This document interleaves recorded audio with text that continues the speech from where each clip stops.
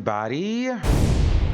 What's going on, people out there in the YouTube, Facebook lands? Hold on, let me pop out the chat. All right, listen. So tonight is like a special night. Well, not really, but it is for me because I kind of felt like talking. And so I just had an opinion. I just kind of want to talk about it. It's a later live, so it was just us, and we're going to get into some things, and then we'll maybe do a Q&A if there's time. But I wanted to go over this topic. But before we go into it, welcome to the returning subscribers. If you guys are returning, then you know how this thing works over here.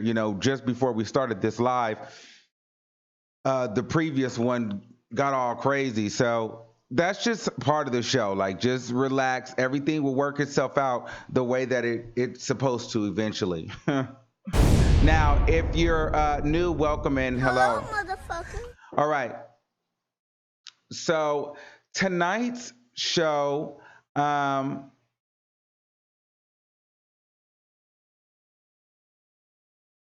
on. Let me see. Okay, I just want to make sure. Can you guys see me? We're good?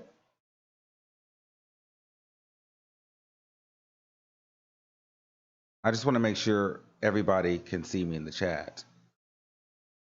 Drop some bombs in the comments if you can see me in the chat. Because it doesn't look like all right. We're gonna keep going. All right, so yesterday, right? So the day before, what was yesterday? What was today? Tuesday. So yesterday was Monday. And so over the weekend, I decided that I was going to get up early and go to this place because I was like, well, you know what? I want to kind of go get my face seen. I want to kind of get put out there in my hometown area. So I'm like, I see that there is this place where I could go and perhaps maybe do some work with them, and network. So I'm like, all right, well, I'm going to get up early in the morning because I want to be there at the break of dawn when they open. So it's like an hour and a half away from my house, but with the traffic, it was like 3 or 4 hours. It was something like out of this world, right? So anyways, I get up. Now, my friend was supposed to go with me. They didn't end up going with me. But I get up at like 5, but I really wasn't like, I didn't really sleep because I was so excited to go to this place. Like, I was so excited to get to this place.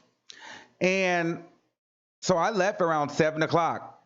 But like when I pulled out of my garage and down the street to the stop sign, a car almost hit me. I'm like, oh my God, like, we're going to have a good day today. I know this car almost hit me, but we are going to have a good day.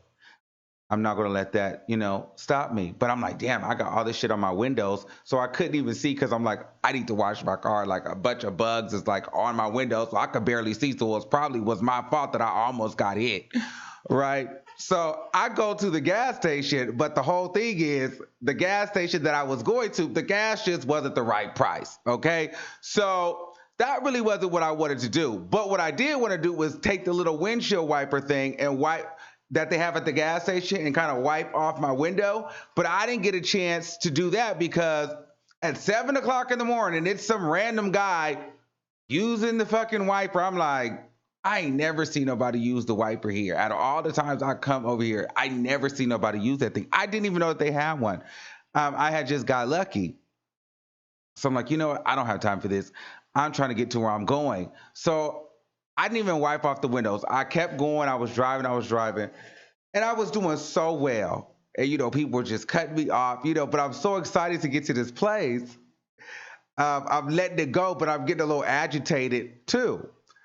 And at the same time, like I had no weed, I had nothing, I had no weed. So I'm like, I'm really agitated because I'm like, okay, I don't even have no weed. I'm driving to this place. These people don't know how to drive. I done almost got hit. My windshield, but like, think I need gas, and the gas is just going up, and I'm not going to get gas here. So I fucked around and forgot and passed all the gas stations before I got to um, what they call an Altamont, where you can't. There's no gas stations. So I'm like, okay, well, I just need to make it through. So I ended up making it to the other side. Went to go get gas. I was like, you know what? I'm hungry. Maybe if I go ahead and eat, like that'll make me feel better too. We'll get started. So I'm like, all right, let me go get some gas and let me go eat. So I go into go, and I was tired of shit. So I go to get a Red Bull because I'm like, let me just get a Red Bull and then get the gas and whatever. So I go to get the Red Bull, and then I don't have my card, my debit card. I'm like, oh my God, where is my debit card? Where's my debit card? So I go to my car. My debit card was in there. I was like, okay, cool. I was like, because the whole thing was I needed to get change. I needed to get at least, I never carry cash. So I needed to carry cash because I had to pay a $5 toll to get across the bridge to this place that I was going. So I went and got the Red Bull and the gas, but then forgot to get the cash back. So then I had to go buy something else to get the cash back. But then when I went to go get the cash back, they wanted, I had to get $40 out. And I was like, I don't want to take $40 out. They're like, I was like, no, I'm not doing that. I wanted to take I wanted to take that five out because I know how I am with cash. So I'm like, whatever, let me go to McDonald's. Go to McDonald's. McDonald's seemingly was running smooth, but as soon as I get in my car, well, actually, I was actually going to go to the McDonald's, but the drive-through is actually closed because they're doing construction on the McDonald's drive-through. So I had to get out the car and wait in line. So I do that. As soon as I get my food, I get back in the car, and there's a Brinks truck parked right behind me. I'm like, oh my God, I'm trying to get to my destination. Like, I'm trying to get to my destination. So I finally get on the road to my destination, and I am literally in bumper to bumper to bumper to bumper to bumper to bumper to bumper to bumper traffic. Okay? And I am over it. I'm like, you know what? I'm so over this. I'm so over this. I'm so over this. But you know what? I'm like, I'm still gonna go to this place because this is for me. This is for my, career. This is what I want to do. You know what I mean? I'm going to put my name to the face of this, right? So I'm getting there and I'm on my way to San Francisco, right? So it's bumper to bumper traffic on the way to San Francisco. So I finally get there and I drove my car, but I didn't even think about it. It's San Francisco, duh. People don't really drive to San Francisco because there's no parking. So there's no parking um, where I was at. So I'm like, what am I going to do? So then I had to go. So I passed the building, like I'm literally right in front of the building, literally right in front of the building, right? And I have to end up going 2 miles away from the building to find a parking spot. So I'm like, okay, fine. So I parked.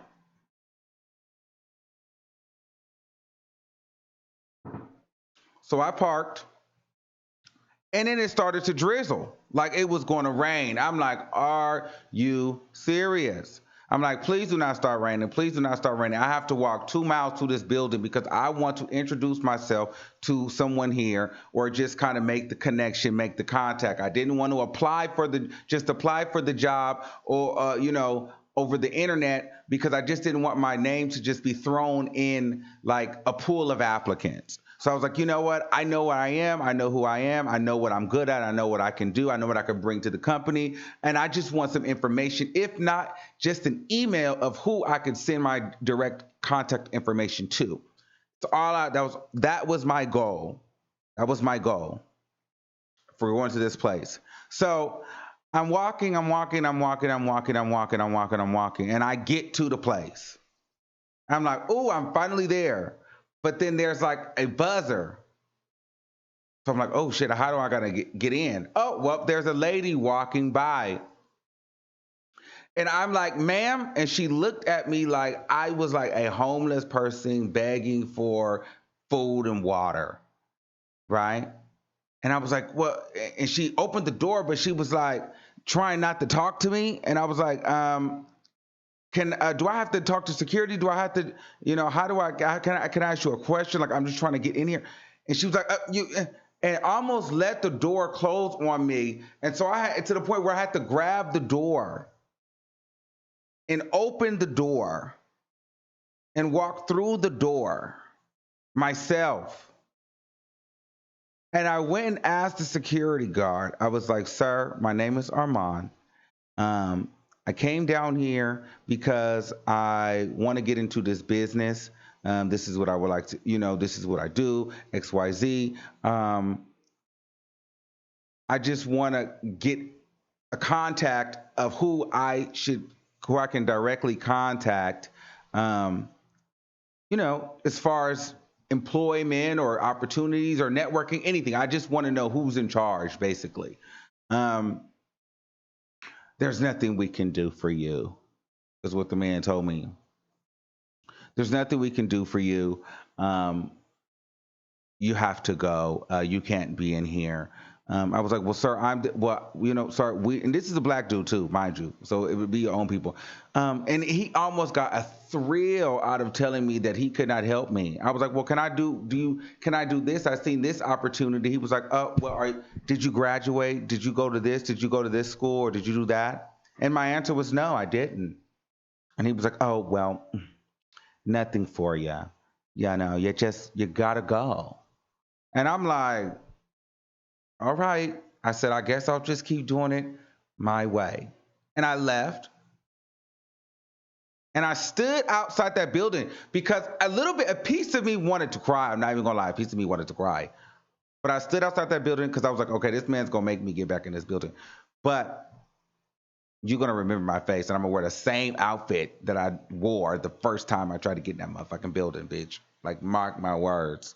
But I took a picture of me. I took a picture of me in the building. I took a picture of the building. And I stood there and I marinated because I drove 4 freaking hours just for somebody to just barely open, like damn near close the door on me. And then the security guard would be like, F you, get out of here. I drove 4 hours, sat in traffic. I had a hell of a day before I got to that point. So I stood there and I marinated in it. And I marinated in it. And I sat there and I sat there and I marinated in it some more. And the more that I did that, I felt so accomplished. I felt so happy. I was so proud of myself for doing that because it was more about trust in the process. And see, and that's kind of where this video is for me. There's not enough room for everybody. I see a lot of things, a lot of people, seems like they're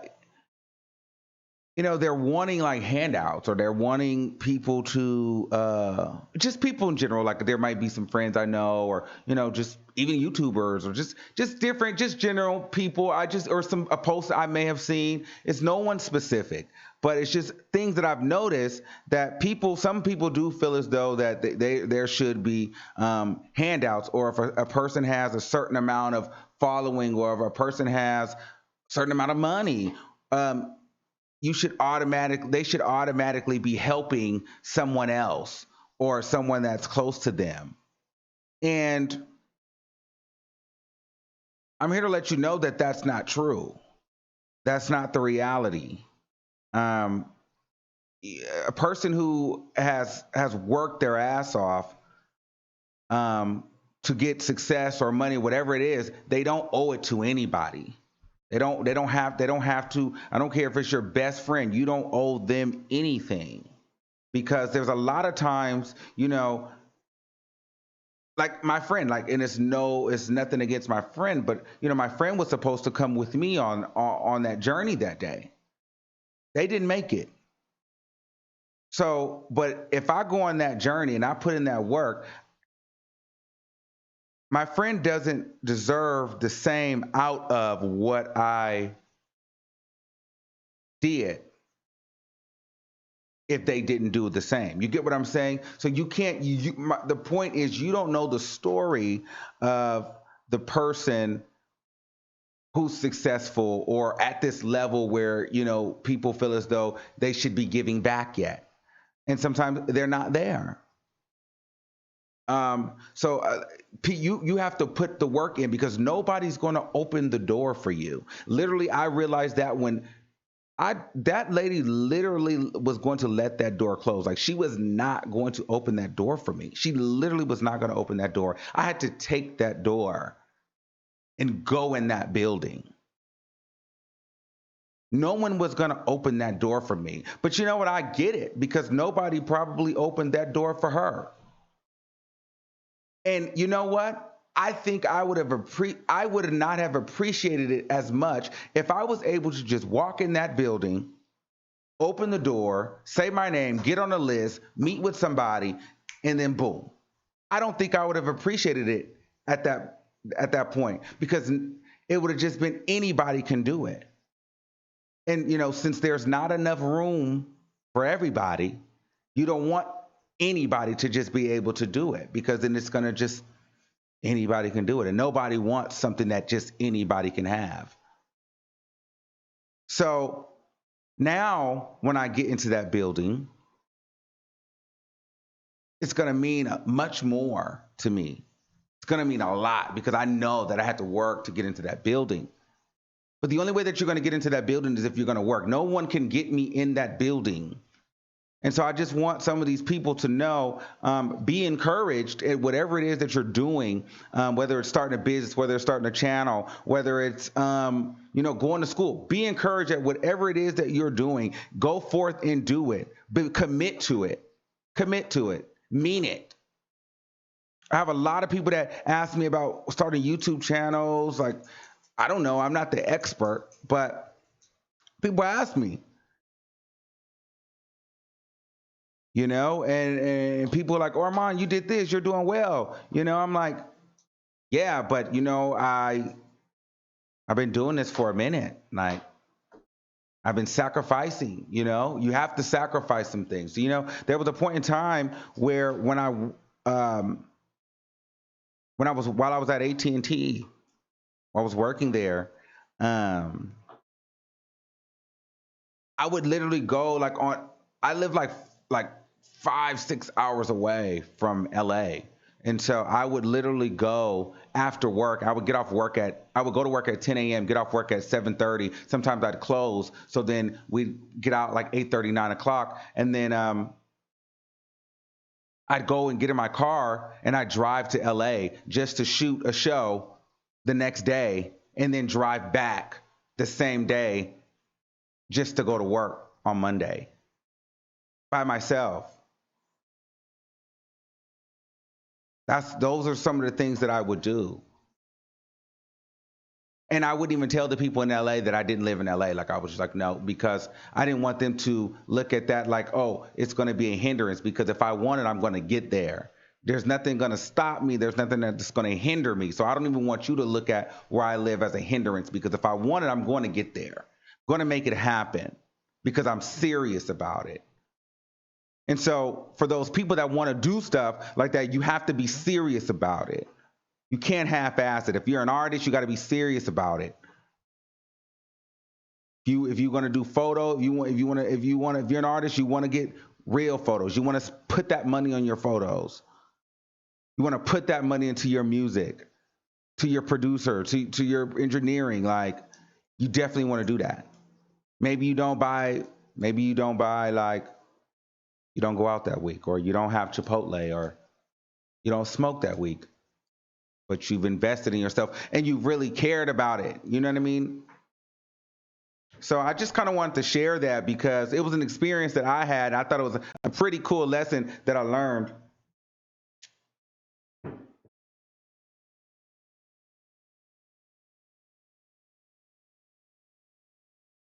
So I just kind of wanted to like inspire some of you all to, because a lot of people ask me and I'm like, I don't know why you guys are asking me because I really don't know the answer. But then I'm like, you know what, maybe I do have the answer. This is what I do. And if you want to do it, you cannot want to do it because you see that it's working for someone else. You have to figure out what works for you and do that.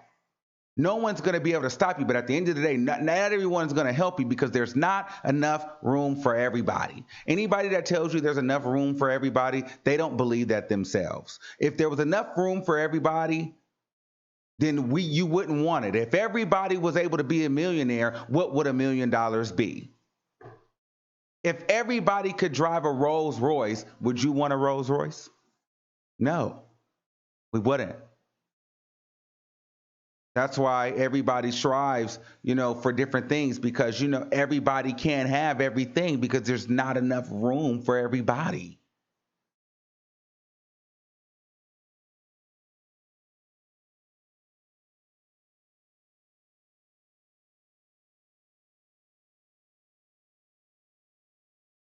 And you have to be okay with understanding that. Now, you don't want to be, you really don't want to, it's a thin line when you're growing because I'm looking like my girl Nikki. I love Nicki Minaj. Like I'm looking at Nikki, even my girl Wendy.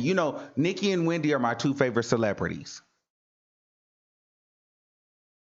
Wendy is actually who I read in her book. She was actually one of the women who I got that from, where she said there's not enough room for everybody. But she's super successful, and she understood that concept. And another concept that lady's just a bright lady. She understands the concept of putting on a perfect persona, faking it till you make it. All that stuff is real, but there's a line that you don't want to cross with that because like Wendy and Nikki, although they are on top and they kind of have a I don't give a shit about anybody else attitude, like it's about me and I'm going to be successful, it is what it, by any means. That's great, that attitude is great, it's going to get you there, but everything that goes up comes down, just like everything that lives dies. It's just the way of the world. It's life. There's no rhyme or reason. It doesn't matter how great you are.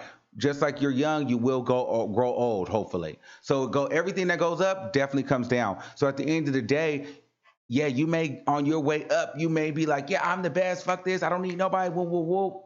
I'm going up. You're gonna get there.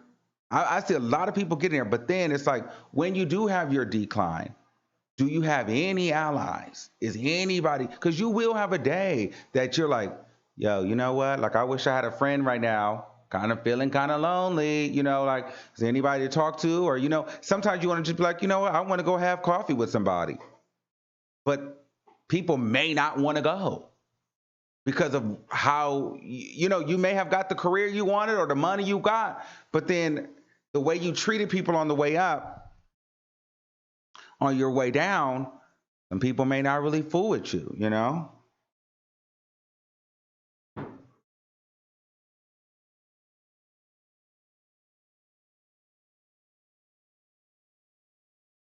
So, I just want to I don't know, like it was on my spirit to talk about this and kind of like, you know, address it to you all because I see a lot of things um and then and a lot of people it's really interesting how, but I used to feel that way. I'm not even gonna lie, sometimes I used to feel like, oh well, this person is supposed to be my friend, why this person didn't do this person should have shared this. I used to feel that way too. I don't feel that way anymore because it took me to realize why a person doesn't, and they probably don't because no, a person probably didn't do it for them. But for those people out there that are looking for cheap, like cheap views or like cheap success, cheap money, fast money, like you'll get it, but it'll never be fulfilling. You know what I mean? So at some point you got to sit back, see what you like, see who you are, see where you're strong at. It's okay to, be inspired and borrow and take, because we all do that. But In that, you want to show some originality. You don't want to be a carbon copy of exactly of someone else, because why would we need you when you are someone else? You'll always be behind if you're following someone else. You get what I'm saying? Like, if you're always copying, you're always going to be late, because the other person is always changing and you're always copying something that they're about to change out of. So the more you're following and copying, you're never going to get to where you think you're going to go. You'll always be behind that person because they're always going to be evolving and you're always going to be following and copying.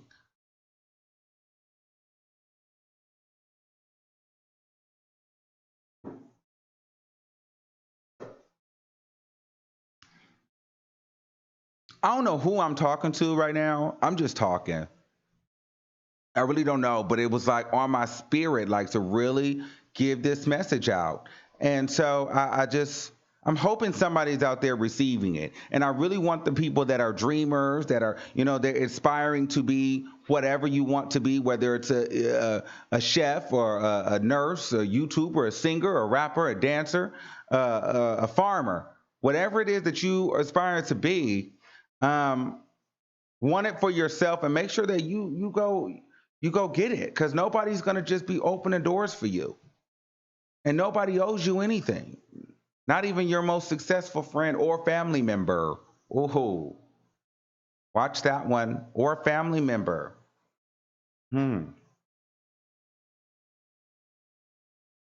So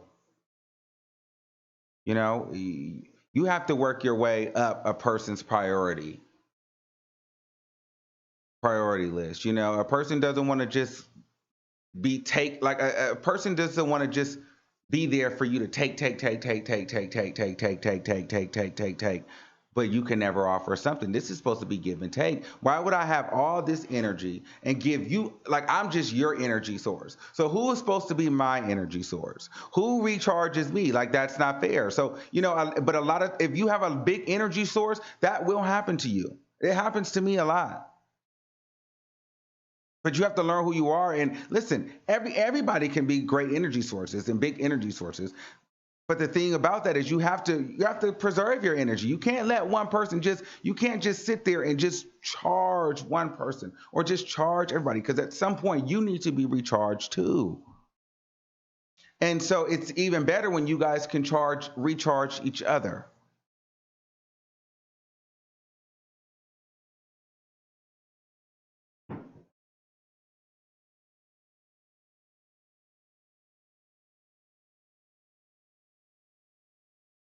So, you got to watch that and protect your energy.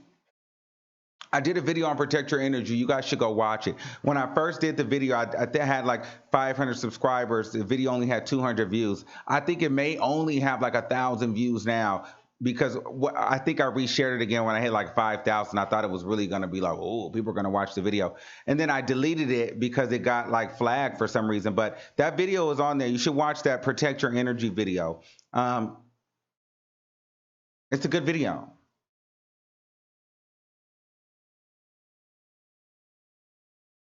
So I just want to and a lot of people ask me, like, they ask me about my tattoo. They're like, what is your tattoo? That's so weird. Like, what is this? Are you an Illuminati? Absolutely not. I'm not an Illuminati. I definitely believe in God. Definitely believe in Jesus.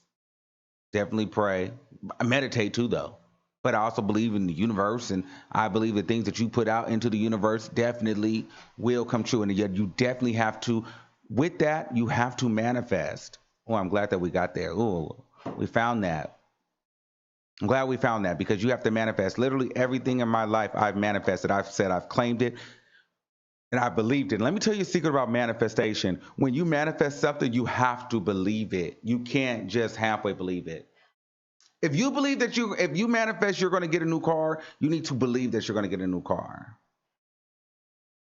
I'm telling you, that works. Like, you believe it, and you have to meditate. I've literally, but if you don't believe it this much, it will not come true. It will not happen. But if you 100% believe, I'm going to be successful. And you tell yourself that every day and you write that down. I didn't realize this until things start happening in my life that those people that will say you need to read books and write stuff down were really telling the truth, because now I'm starting to read books and write stuff down and things are starting to happen in my life. And I'm not afraid to say that I'm going to make it, because I'm going to make it. I'm not afraid to claim, I'm not afraid to speak that, because I know the power is in my mind and my tongue and my actions, and I have what it takes, and I'm going to make it. And it takes a bold person to just, it really takes a lot for you to believe that. Because sometimes you be like, I'm going to make it. You be like, whew, it's a bold statement. It is. But you have to literally believe it, and you have to stand in it. Even if it seems like it's so far away, like you got to believe it.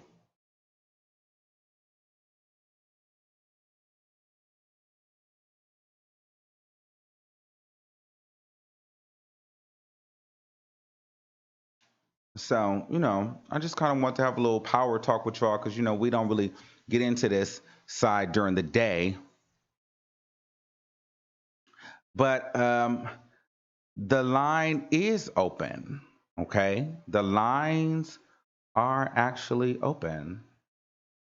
So if you guys would like to call in, and if you guys, any of you guys share, also too, if you got, I forgot to tell you, if you, any of you guys end up sharing these videos or screen recording them on Instagram, make sure you use the hashtag Armand Wiggins or the Armand Wiggins Show, so I can shout you out on my Instagram. We be having fun with the shout outs and stuff. So make sure you guys tag me. Somebody, Delia Annette said, Antoinette said, I love your show. Keep up the good work. Thank you. Okay, 563-999-3650. Shout out to the people on Facebook as well. Get into some things.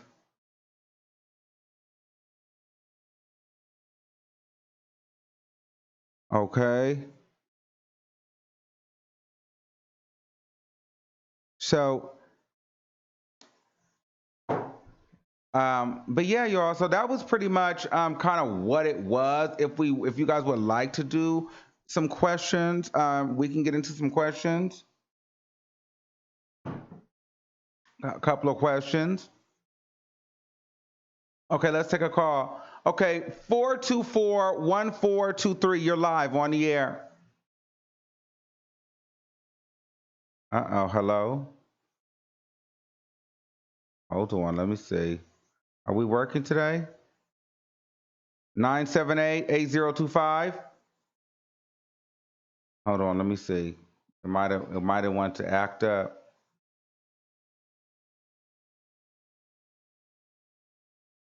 What happened? Hold on, let me dial it back in. Let's see what's going on. What's going on here? Start your show now, press 1. To hear important instructions. Since it appears you're calling back into a live show, we are reconnecting you now. Okay, let's see. 323-9490. You're live on the air. Hey, Armand. Hey, what's going on? Can you hear me? Yes. Making sure that you can hear me. So I'm digging this topic, okay? Okay. That's what I'm going to say. You are inspiring me. As far as me, I am an aspiring nail tech, and I feel like considering what I want to do, I can't hear him. No, I'm here. I'm listening. You got to turn me down. I can hear you. Oh, okay. Okay, let me turn you down because you're on my TV. Hold on. Okay. But like I was saying, it's more of a trying to keep the faith, like you're saying, and knowing that what you want to do is going to happen. Like I've been doing this nail thing maybe 2 years, and now I'm going to go to school, and I'm going to actually eventually get licensed, and I know one day I'm going to have my own polishes in like a CVS or a Walmart or something like that. Like big dream, big goal. This is my thing. I say that you can do it. You can have it. The resources are there. The only thing you have to do is you have to believe it, and you have to start it. Once you start getting good, you start investing in yourself. That's where it's going to come in at. You're going to really start believing it once you start spending your money on it while it's not making And you I have money. been. You know what I'm saying? So that's the That's true. thing. That is exactly true. And then one I day, have and then what's going to happen definitely. is you're going to look up and you're going to be like, yo, I got everything it needs to start a business. Well, I might as well keep this shit rolling because you're going to look up, you're going to have the foot machine, you're going to have the thing where you stick your hand Which in I there, do. you're going to have the glow light I here, you're going do. to have everything. And you're going to be like, I need to make this make money. And this is a business at this point, and That's then, where I'm at right now. As I'm watching you, I'm doing my own now. I right. have everything that you just mentioned, and I've been investing in myself, like for real, seriously. I done spent thousands of dollars, and now it's time to actually make it a brand and make it a real business. Yeah, and then the thing is, just keep going, and you just believe that it's going to happen. And the thing is this: it's going to happen inevitably. Inevitably, the only way it won't happen is if you stop. Because what you don't realize is it's happening now. This is just the beginning stages. Oh my God. Everybody has to start somewhere. But Okay. because the way that you're starting is going to allow you to become the successful person that you're going to become in the knowledge that you're going to have because of the mistakes, the trial and error that you make now. You have to go through this Right. space. How can you be Through this a phase great without knowing how to start from the bottom? You got to know the ins and out of the business to be the best. You got to know what of it the feels like business. to be Yes. good, to be bad, to be up, to be down, and to to have a dream and really go forth with it. So I think as For long as you real. stick with it, you'll get it. I am definitely inspired, and I Yes. appreciate you having this topic today. Yes, no And problem. I Stay know it's probably other inspired. people that want to call in and speak with you, so I'm gonna just back off and tell you Okay. that I love you and keep up the good work. And hey, B&B Squad. Yes. Shout out to you. Bye. All right, bye. All right. Yes. All right. Let's take another caller. Um, 501-1569. You're live on the air. Hey, Armand. I'd be Hey, so happy when I talk to you. thank you. I'm happy when I As talk to you I'm too, because sure that everybody usually is, means but that the system is working. Shit. okay, for real Okay. notification, yay. um, but I just really wanted to get your input. Really, okay. So about 2 years ago, I got ran over by a car, Mm-hmm. and I haven't really been the same, but I'm still trying. But being in the conditions that I'm in, well, first of all, even before I got hit by a car, I got chased by a clown with a gun while I was Ooh. like 7 months pregnant, and I was running so hard. I was literally hauling and breaking ass. I literally like snapped my pelvis in half running so hard. Are you serious? It's funny now. I'm so serious. Guess where I was at? Where were you at? Downtown LA, of course. Well, you know what? Then I can't Downtown almost LA. feel bad for you because it's clowns down there, literal ones and figurative clowns. Like, I mean, it's just crazies down there. Okay. So that's So normal. seriously. Oh my God. Right. But I mean, I'm okay now. I can walk and everything like that. But people always say, well, yeah, 'cause sometimes I'm like down, because I go to school for culinary arts and real estate. I'm Hmm. trying to be a restaurant owner as well as a broker. But I get a lot of from people that supposedly love me. They're always like, well, you're pushing too hard, and you really can't do this, or just Oh, that's the telling me no, that no, no, no. You I'm definitely I'm don't need doing that. too much. Yes. So listen, I'm the perfect person to talk to. I had a friend that would tell me that I was doing too much. They told me that I was doing too much, and I never understood telling why they would tell me that I was doing too much. But me and that person are no longer friends today because I cannot be. If a person tells me that I'm doing too much, that means they're complacent in where they are, and it must not be too far in life.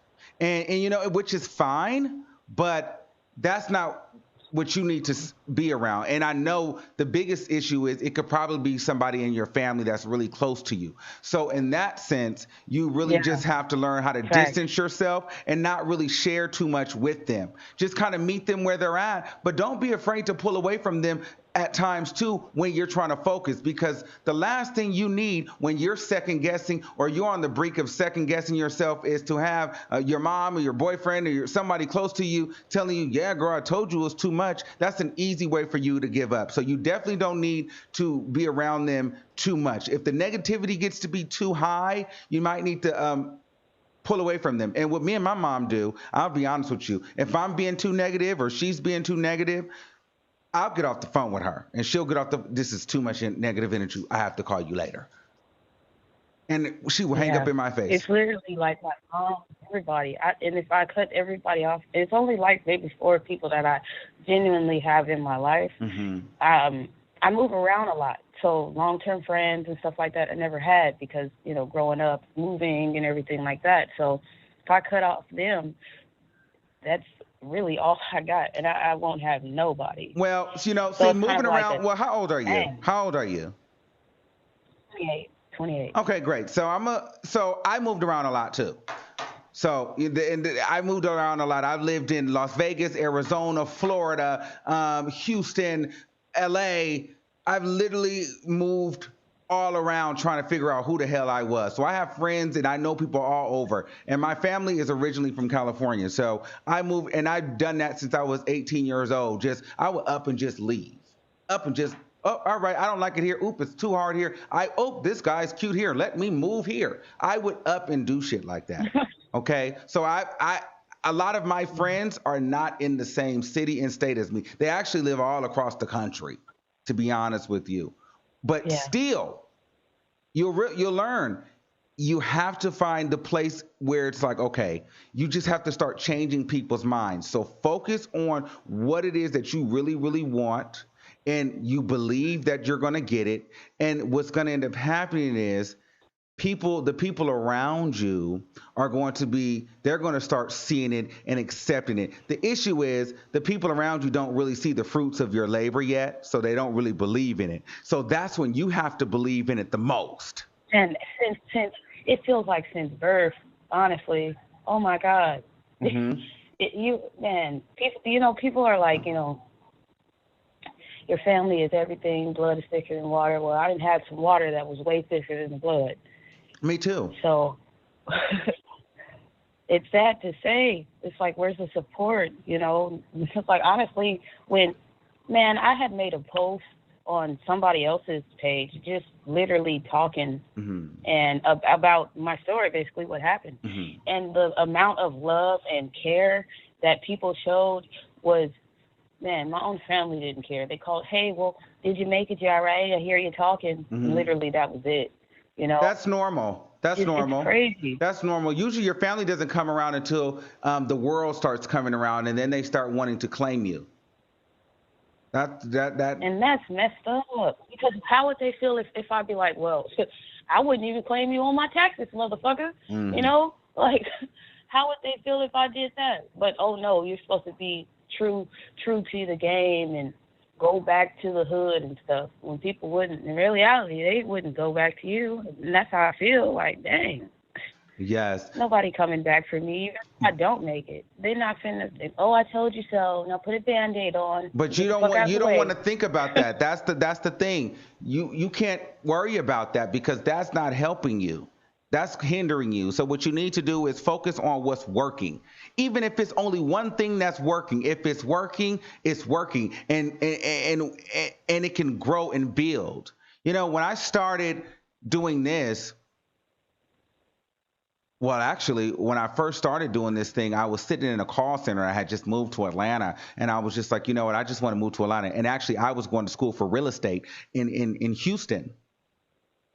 I was actually going to school for real estate. And the thing is, I passed the state test, but I couldn't pass the national test. I did it 3 times and I still couldn't pass. And I was like, you know what, this probably isn't meant for me, but I didn't know what I wanted to do. So I went to Atlanta and I started working at a call center for like $8 an hour. It was trash. Never thought about doing a show or a podcast, but these 2 girls, they liked my personality and they told me to do a podcast. So that's how I started. And oh my God, that is crazy. I started a little bit, awesome. but we kind of got into it. We kind of split our ways a little bit, and then I was like, what am I going to do? Like, I don't know. And in the midst of this, I'm homeless. So, and I'm living with this lady in her house, and I had to be in the house at a certain time. I had a smartphone at the time, and I made one video. It was on Facebook, and it got like 100,000 views. And I was like, oh my God, I think I want to do videos, but it was like a skit video. I didn't think anything of it. And then those girls contacted me, Wow. and then I started doing this. We fell out, and then I got discouraged because they had a nice pretty set. There's videos of it on YouTube. Grass is wet, the water grass is green. Grass is wet, water is green. You guys can check those videos out on YouTube. But they had a nice background and all of that, and I didn't have any of those things, you know. And so I called one of my friends, and she was like, "Who gives a fuck about that? You get on your phone and you make your videos." And so I got on my phone after a month, after crying and everything. I got on my phone and I was making my grainy videos, and I didn't stop. And then I realized, because I would be the person that would do a bunch of different things. I never know what I want to do. And if you guys can't tell, I have ADD. So I was one of the people that would just be like, I don't know Kind if I of. really want to do I can this. tell. I'm not sure if I want to do that. But when I started doing the videos and I realized I kept doing them, I was like, you know what? I think I like the videos. It fed me. It made me feel a certain kind of way. So I never stopped, no matter what the issue was. Look at you now. Huh? I said, and look at you So now. the point It's is, motivation, man. It's so the freedom. point is, no matter what happens, you have to believe. First of all, you have to like what you're doing, whatever it is that you're doing, and you have to believe in it more than anyone else. No one has to believe in you. It's your dream. So, and so you got to pull it from within. I know it sounds bad, but you got to. And it's going to feel so good though. It's there. It's there, but it's just like you said earlier. It's just about the people that you're around, because that'd be the main thing. I'd be feeling like I can't do it. Like maybe they're right. Maybe they're right all the time. I got to stop doing that. And it's maybe because it's like, oh my God, it's my mom. My mom's older. She still has a young spirit and everything, but they're gonna be, man. My parents are older. They're older, and they fell a couple times. And you know how you see those commercials on TV and help me, I can't get up. You know what I'm saying? That don't help. It's like I gotta be there for my parents, and in the eyes of God, that's what you're supposed to do. So it'd be like, man, but I need y'all to believe in me more. Let me tell Why you, are you putting me down so much? I was the kid probably in my family that everybody probably thought was going to be the fuck up. As I grow, I'm sure Yeah. people will try to, put things out. There's things out there if you dig. I was the fuck up. I'm not perfect, but in that, my dad, which is like my best friend, which is like, without my dad, I probably wouldn't even be half of the things that I am today. I love my dad, and I'm so thankful for the father that my dad was to me, and still is. But even in that, Yeah. my dad didn't understand. My dad was just like, go to school and get a trade. My mom was a little bit more of a dreamer, but she had her own, difficulties. So with that, people are worried about their own life, and my dad is kind of thinking like, okay, Armand, you need to do this, you need to do that, because he wants the best for me. Sometimes your parents just want the best for you.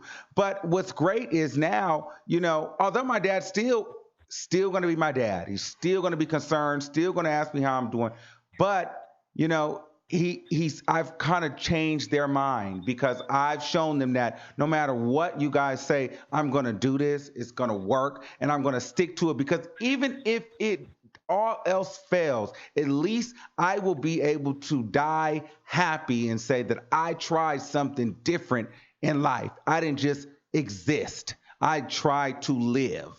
So even if you fail, try to live, because everybody like dies, but not everybody lives. And Drake said it best. Like, that is just real fucking life.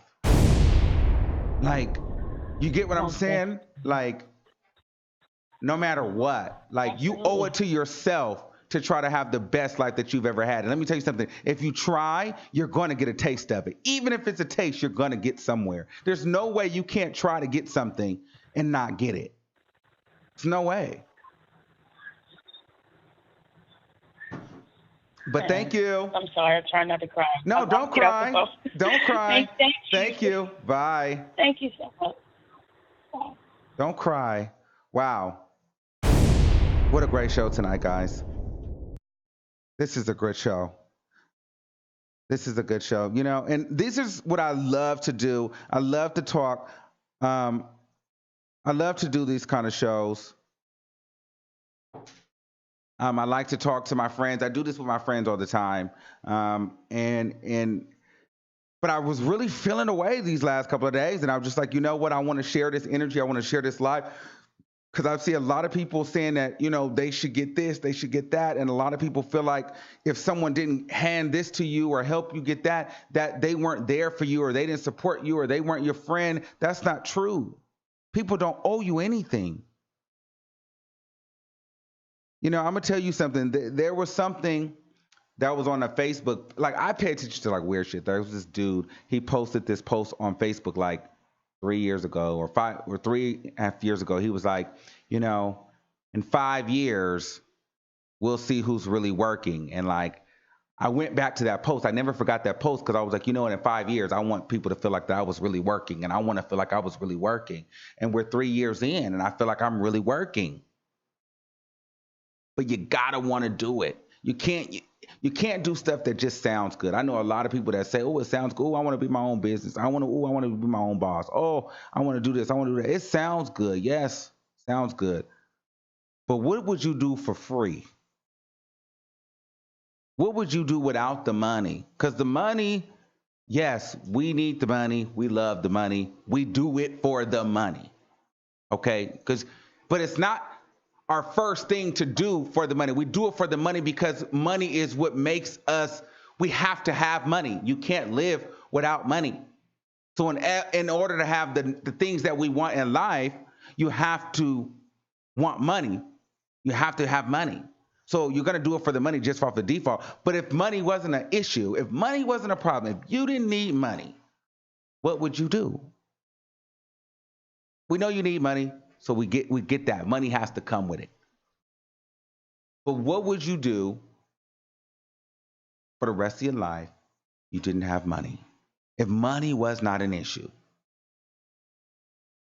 I get it. We all know money is an issue. Money is an issue for all of us. We all making sure. We all, you know, I'm calculating. We all calculating, okay? I understand that. But it makes it a little bit easier sometimes when you're doing something you love and the money just starts to develop.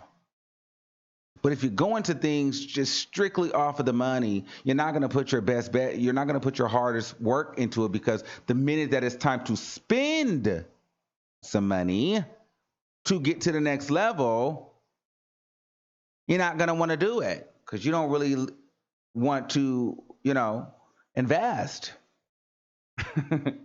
You got to spend a little money to get a little money, period.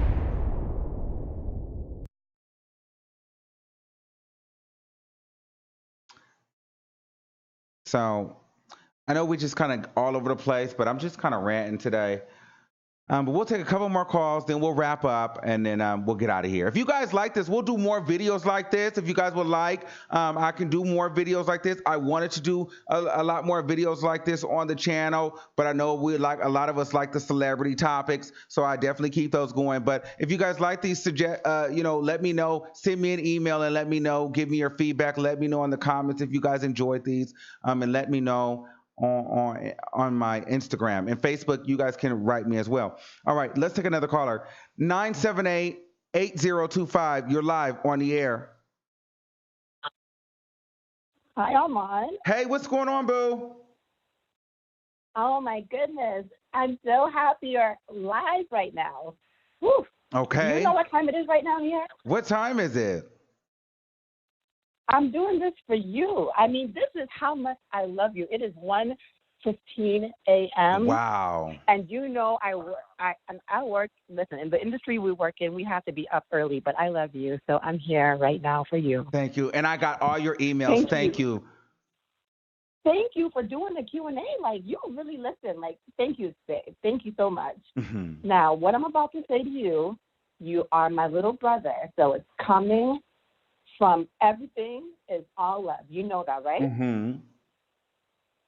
Okay. Now, hold on now. Why do you say it like that? You don't sound like you're too. I know, because I'm ready for you because you do this every day. Come No, on. listen. You know, I love you so I much, and know.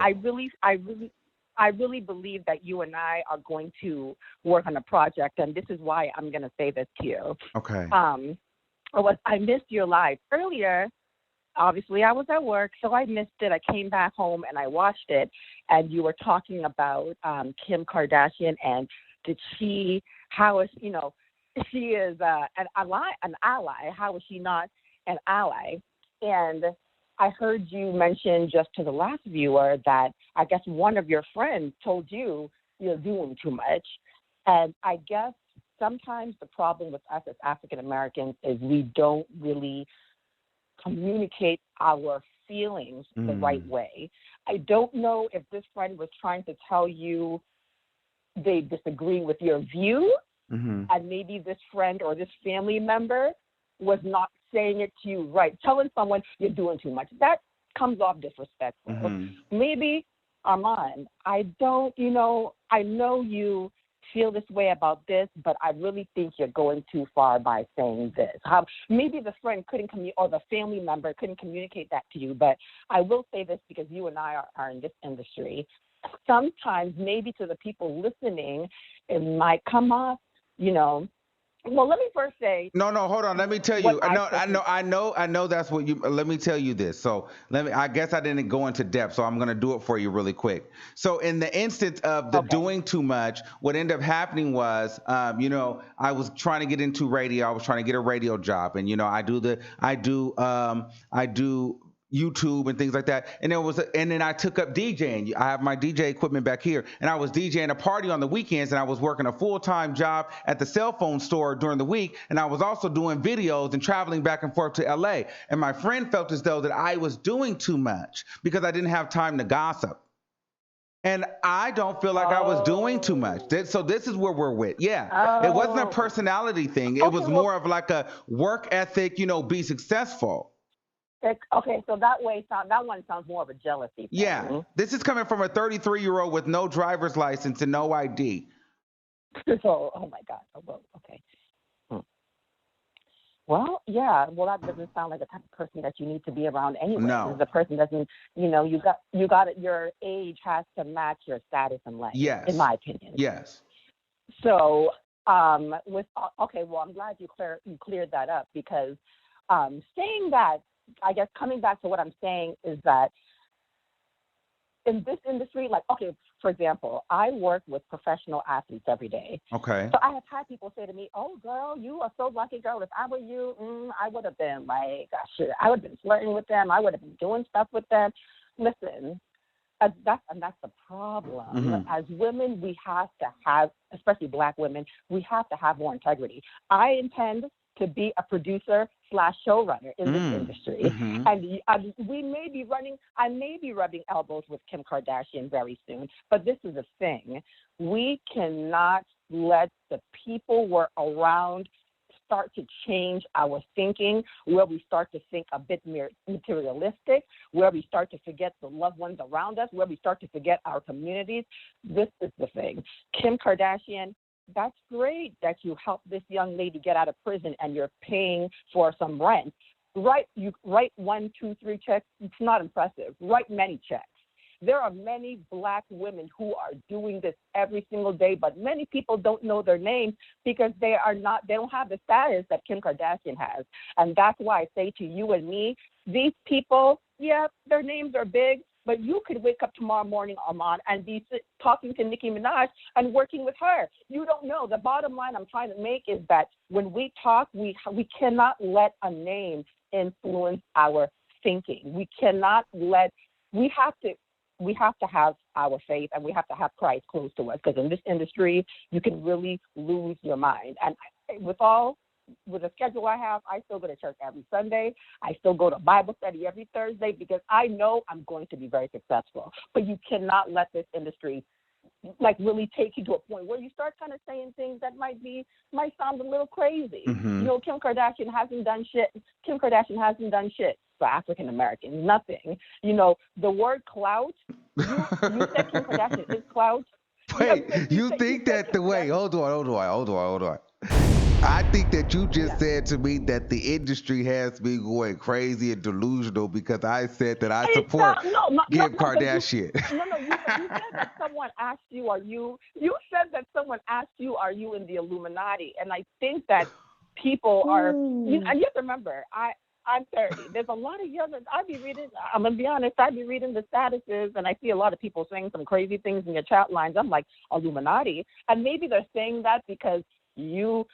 Sometimes it might come off as maybe you might sound a bit like you might be worshiping, like maybe a few people, in the Really? industry, and we can. I mean, listen, little brother, and if I'm wrong, please correct me, okay? Because Hmm. I will say, I know this is your passion and this is what you want to do, but at the same time, when you pull away from it, know when to say, okay, it's time for my personal time, my spiritual time, my Armand time, my phone's off, because this industry it's nonstop 24/7.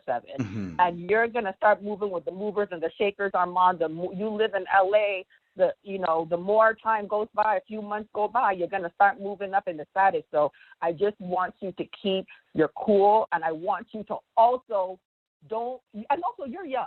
That's why I call you little brother. You're young. You come from the social media era. Listen, I come from the era where we grew up reading books. One girl Okay. said to me today, "Oh, I'm going to go home and read my audiobook." Bitch, you don't read an audiobook. Like, see, that's what I'm talking about. That's where we're coming from today. You listen to an audiobook. You don't read an audiobook. So a lot of young adults nowadays, everything is online. So we still kind of have to know how to ground ourselves and find a foundation for ourselves. Is what I'm Absolutely. saying making any sense? What Yes. I'm saying any making any It's a sense? little bit of an all over the Someone, place reach, but that's right. I realize that when you call me, you have a lot that you want to say to me at one time. So There's so much I you want just to say to you unload because I love you. everything on to me. Right. And so I, I love you so much, and that's why I wanted you to do a Q and A because you are so smart. You are so smart. But when I heard that your thing live earlier, I was like, did you just say that marching doesn't mean shit? Marching doesn't mean shit.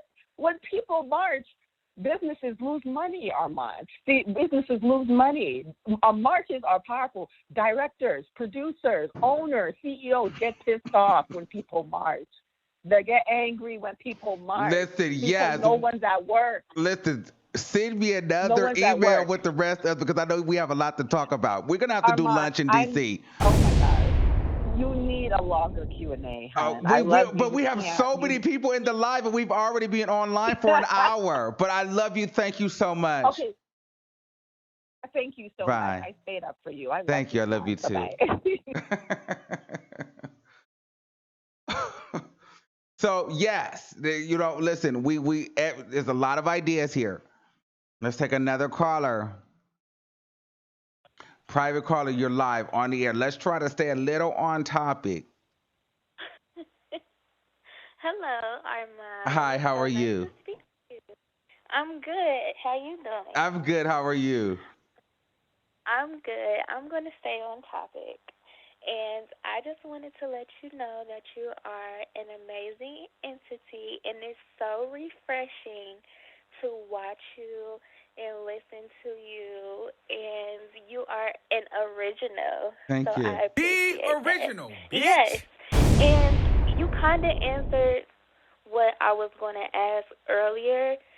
I was just going to ask where you got your confidence from to just, I guess, to just showcase your personality to the world. So that was my question I had earlier. Yeah, for me, it just was always in me. Like I used to just watch like Michael Jackson videos. Well, actually, growing up, I watched a lot of Real World Coral from the Real World. I forget what season that was. She was my favorite because she would tell you off. I watched a lot of Ricky Lake, Tempest Bledsoe. I know I'm telling my age. Jenny Jones, Montel Williams. Like I was in the 4th grade watching Jenny Jones and Jerry Springer and Tempest Bledsoe. A lot of people don't even know that Tempest Bledsoe had a show, but I would watch talk shows all the time. I would love Ricky Lake. I would sneak and watch The Real World and gossip shows and the Queer Eye for the Straight Guy. And so I would like the tea and I would like to get into the mess. And then at the same time, I knew how to sing a little bit. That's why I do the music show, because I like music. But once my grandmother died, I kind of lost my voice a little bit. I went through a lot with the transitioning, with, my parents splitting up and then, having, a stepmom, a stepdad, things just, growing up as the oldest. It was a lot to try to figure out, and so.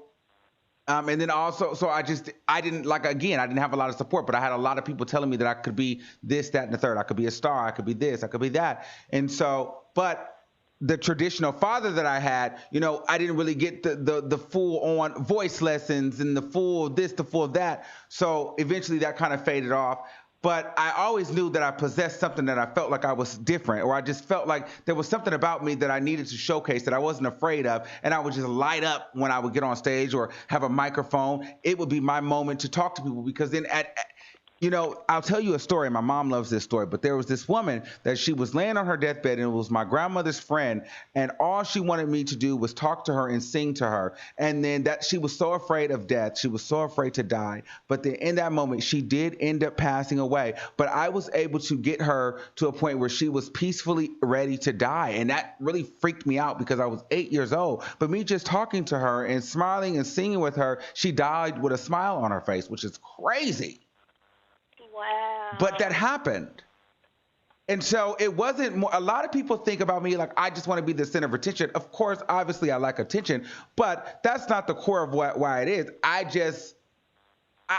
like to talk. I like to sing. I like to entertain. I like to make people feel good. I like to pour into people, And so I just had to accept that, hey, I'm different. I wasn't always the most attractive. Yes, I was dark skinned. I was picked on for being gay. There was a lot of things that happened. But, I realized that I wasn't going to be the finest. But once I realized I wasn't the ugliest, I was like, you know what, shoot, I'm going to carry what I got and wear it well. You know what I'm saying? Yes. So. Okay, so do you want to be on television, like as far as have a talk show, or do you want to have like your own radio show, or are you comfortable like staying, just having your show that you have now? Okay, so honestly, what I would like to do is, of course, I would want like a late night show or like a show somewhere on like HBO or Netflix where I can curse. You know what I mean? But yes, I can see that. Yes, that's the goal. But a radio show, I'm not opposed to it, and honestly, I'm not opposed to having my just being on the internet. Now, eventually, I do have a goal in mind, and once I reach that goal, on YouTube, then eventually what I want to do, I want to just take it off of YouTube and end up going to my own.com, and then we just stream live from the ArmandWigginsShow.com. Because with YouTube, things are going to start changing with these lawsuits and this, that, and the third. Like you never want, like even though while YouTube is good, YouTube is for the business part of it, they still own you. You can't just say what you want to say and do what you want to do. They can shut you down. But at least on your own.com, you have more free reign. So the goal is to build the platform enough to where hopefully you guys will all, when I say, all right, guys, I think it's been real on YouTube. We got what we got out of here. Hopefully you guys will follow me over to the .com. And so that's kind of what the goal is. If I never make it on TV, if I don't, I would love to perhaps be on HBO one day or even, or something like that. Love it. But I'm not upset from, doing a .com. You got it. Mm-hmm. I could definitely see you having a night show.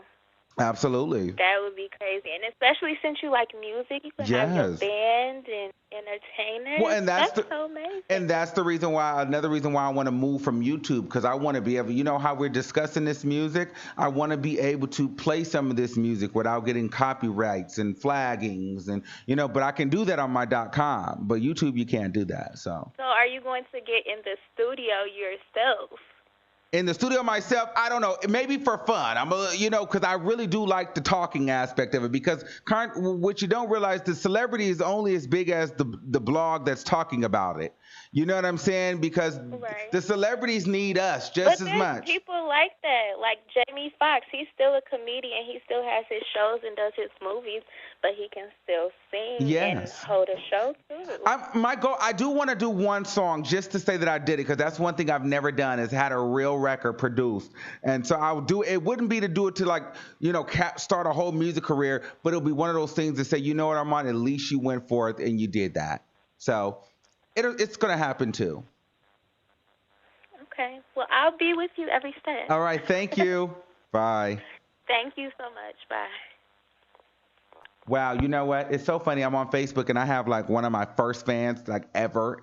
Literally, this is the first one. I want to shout out to Jared Moore. He's been literally following me since like 2014. Like it's crazy. I had a booking in Jacksonville, Florida, where they totally stunt, and I did the New Year's Eve party.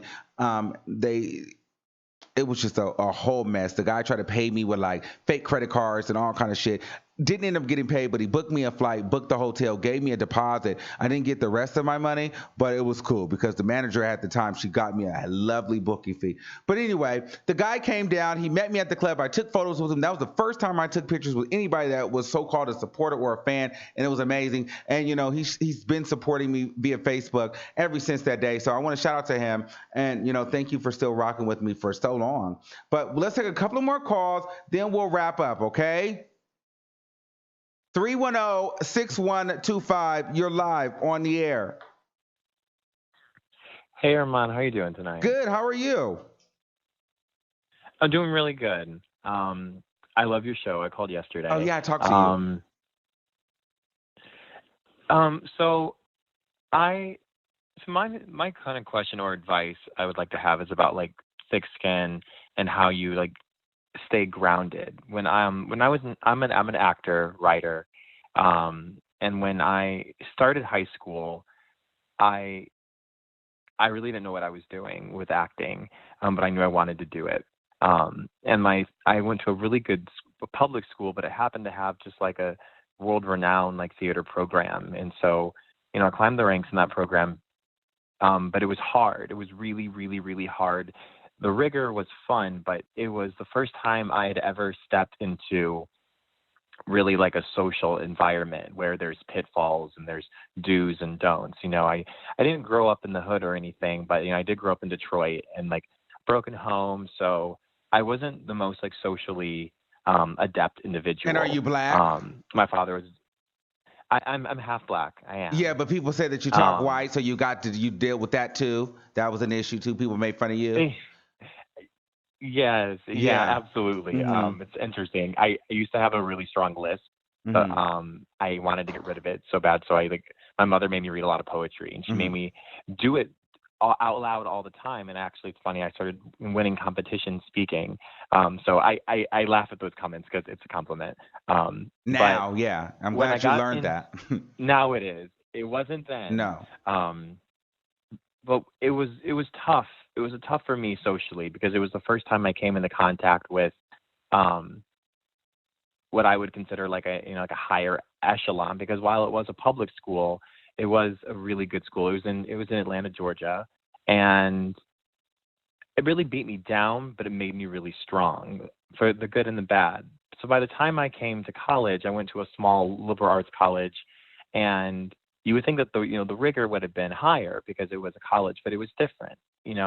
I walked through the doors and I got a lot of things, but there was a lot of backlash. People thought I kind of had risen too high too fast.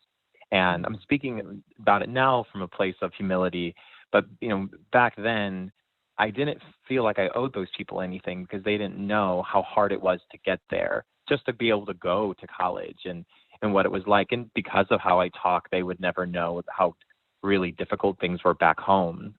And I had built myself up pretty well, but my buffer when it came to like friendships wasn't as high because I'm a very sensitive person. So the people in the program, they kind of saw me as like this person who's really steely. He's really tough. He doesn't really compromise. He wants what he wants. He's going to get it. Never stepped on toes, but it was a strong wall. But when my personal relationships, started falling apart, they really couldn't get at me on an artistic level. But when they, came from my friends and my loved ones, that's when I kind of imploded. What goes up comes back down. You said that earlier. And it was really tough. So I moved to New York at the end of college 2 years ago. And it wasn't like the big giant send off that I had imagined. I felt like I ran to New York because it was the only place I felt like wanted me. I felt like no one wanted me in that small town in Savannah, Georgia. And now it's taken 2 years for me just establishing like how to live and live on my own. Now I'm in the place where I'm making art again, but every now and then I step into social situations and I have like this paranoia. It's like, oh, this person doesn't, they want to, I'm always thinking like someone's like out to get me. And I know that sounds really like annoying to say, but I'm trying to find the balance between like, who is a person who wants to help you and who's a person who wants something from you. And I know we all say that, we all talk about opportunists, but sometimes it's hard to guard your energy because I don't want to compromise my standards. And I feel like I compromised them so much in college just to be able to fit in. And I wasn't used to it because if in high school, if you weren't the person trying to do everything, there was something wrong. But coming to a college in the South, a small town, it kind of scorns ambition. They kind of look at people in LA and New York, they look at it as people who are almost like leading a vain life. And so sometimes like the guilt creeps in when I'm succeeding. So like, how do you deal with those demons of feeling like, okay, I deserve this, I work for it, but then not getting too lost and not feeling too married to your work and too tough? Yeah, for me, you first of all, you have to understand that you've made it, you've accepted where you are, and it's okay. Like literally, someone told me in Virginia, they were like, Armand, stop being so humble. And there's times where you just need to get around people that are just as successful as you. Okay, so if because then you can kind of talk about your success and you can kind of boast and brag a little bit and people won't feel any kind of way because they're also successful. Maybe you're finding yourself around people that are a little bit lower hanging fruit than you, and you kind of feel like you can't really talk about Mhm. it, or you feel like you don't really trust them because maybe you haven't seen what they're really about, or they're really not about much. So maybe you need to start kind of changing your surroundings. Like, what are you attracted to? Are you attracted to higher vibrational people, or are you used to kind of hanging around with lower vibrational people? I think it started out with me chasing the high vibrational people. Mm-hmm. Even if it was something that was very difficult, Mm-hmm. I liked it because I saw how I grew. But I also I like to direct as well, so I wanted to give back, Mm-hmm. and so I do like fostering talent, and I love like bringing out the best in people. But I think you're right. I think the fact that you said high vibrational is very interesting. My sister said those exact words to me yesterday, Mm-hmm. and I think I've put in the grunt work. I think I've proven it to myself Mm-hmm. that I'm not the type of person who doesn't give back. And Right. I think now it's time. Now it's time just to go forward. With you, and it's okay to be, So listen, it's okay to be successful, it's okay to be happy, it's okay to be better than others. And it's okay for you to know that. Now, you just don't have to, oh, Armand, thank you you. don't have to, and not better than others like you're a better person. It may be skill level, or, in better places. And it's okay as long as you understand that, but you're not using it as a weapon to belittle others. You get what I'm saying? It's okay to understand that you're different. Absolutely. It's okay. And you know what? And we all strive to be that way. And anybody that tells you that they don't want to be that way is not being honest. So it's nothing wrong with being that, because I also know to be on that side of the fence is difficult too, because people think that, the people that are kind of have it all together or successful or this, that, and the third, like they don't have feelings or they can't be happy about it. No, especially when you work hard, you get to a point, and a lot of people don't realize with you, it happened on the other end. You're biracial. People probably made fun of you like a kid where you didn't realize that the very way that you talk is going to set you up to be a different person as an adult, but you kind of got bullied as a kid. I can almost guarantee you probably did, and you probably didn't really Yeah, bad, real appreciate it bad. until you realize, like, you know what? Hey, this is actually the best thing that's ever happened to me. You guys wish you had this. Think about it. I'm from California. People say now, because I've moved around so much, that I have an accent. But for the most part, I used to be so upset that I didn't have an accent. I wanted a Southern accent so bad. Every time I would tell somebody I was from California in the South, they'd be like, "Oh, I can tell because you talk so white." And I'm like, I don't, and so, but then I realized, like, hey, I'm actually happy that I live in California, because California, everybody just can't come live here. And it's a whole different kind of situation. If you can make it here, you can make it anywhere. You know what I mean? And it's nice all year round, So I really grew into appreciating where I'm from. And, I do flex. Like, yeah, I am from California. But even with YouTube, people think that I've bought subscribers, I've done this, I've done that. I've never done that. It's just I know that I have a certain je ne sais quoi that maybe, that sets me apart, that gives me this natural edge. And if I doctor it up enough, I can be larger than life. But the issue is, I at sometimes, and probably the same with you can be your own worst enemy, and you can get in your own way from just being in your head. And so Yes. that's where I think the disconnect is. You want to make sure you're not overthinking everything. Everything is not that serious, and everybody is not that concerned about you. And I have to go through that as well. You're so prophetic. Wow, yeah, you read Yeah. me for real. Yeah. That's pretty much what it All right. is. Well, I'm gonna go. I don't want to take up too much All time. right. The last thing I'll say is I'm glad you're a fan of Nicki Minaj, because I really love her so much, and she really is an inspiration. And I think Yes. she embodies everything that we're talking about just being successful, working hard, and the pitfalls of this life and the spoils of it too. So you're doing good. I love you so much. Enjoy the rest of your Thank night. you. And are you in California? I'm in New York City right now. Oh, okay. Okay. You had a 310, so I thought you were in LA. All right. Thanks. Yeah. Bye. Bye. All right. Let's take another. Let's take another one. This one's almost been here an hour. 786-1218. You're live on the air. Hi, Amon. Hey, what's going on? Hello? Yes. Hi. I was calling. I'm a big fan. Been in for a while. But I wanted to ask you a question, but I don't want to cause any controversy in the community. I wanted to know, what was the fallout between you and T.S. Madison, and do you feel she did not extend a branch to you like she did everybody else? I just wanted to know that. Oh, okay. So you wanted to. I'm not trying to cause no trouble, but I just wanted to know. And I wanted to know, if you make it and you see people getting doors closed, would you open the door for somebody else?